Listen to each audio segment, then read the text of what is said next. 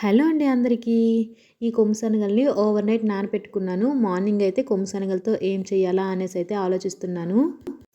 ఈ నానపెట్టుకున్న కొమ్ము శనగల్లో చాలా రకాల ఆరోగ్య ప్రయోజనాలు అయితే ఉన్నాయండి. డైరెక్ట్గా ఇలా నానపెట్టుకున్న శనగల్ని తిన్నా కూడా హెల్త్కి చాలా మంచిది.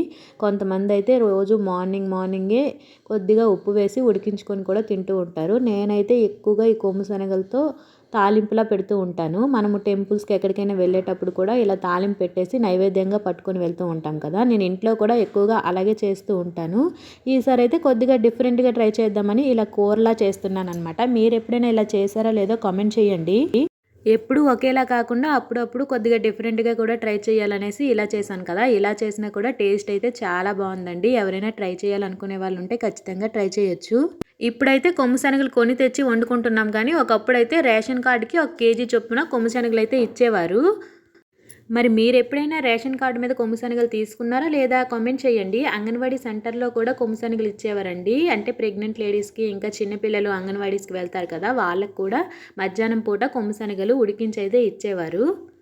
ఇప్పుడైతే ఇంకా అవేమీ ఇవ్వట్లేదనమాట. ఇంకా కొమ్ము శనగలు ఎలా వండాను అనేది కూడా చెప్పేస్తాను. కుక్కర్లో కొద్దిగా ఆయిల్ వేసుకొని పోపు దినుసులు, ఉల్లిపాయలు, పచ్చిమిర్చి, వెల్లుల్లి అన్నీ కూడా వేసుకొని అవన్నీ బాగా ఫ్రై అయిపోయిన తర్వాత మనం నానబెట్టుకున్న శనగల్ని వాటర్ ఏమీ లేకుండా ఇందులో తాలింపులు అయితే వేసేసుకోవాలి.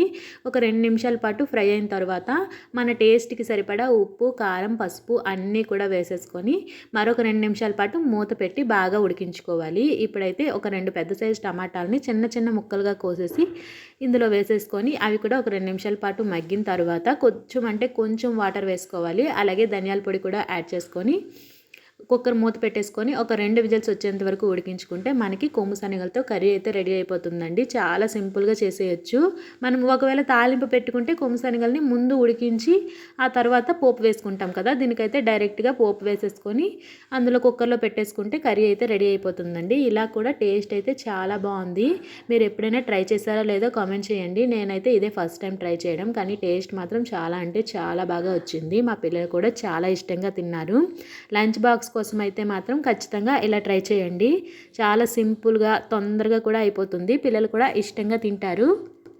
ఎక్కువ మంది ఈ కొమ్ము శనగలతో ఈవినింగ్ స్నాక్స్ ఐటమ్స్ అయితే చేస్తూ ఉంటారు. కొమ్ము శనగలతో వడలు చేస్తారు, ఇంకా చాట్లా కూడా చేసుకుంటూ ఉంటారు. అలా కూడా బాగుంటుంది. వీడియో నచ్చితే లైక్ చేయొచ్చు కదా, వెంటనే ఛానల్ని సబ్స్క్రైబ్ చేసుకోండి. Thank you for watching.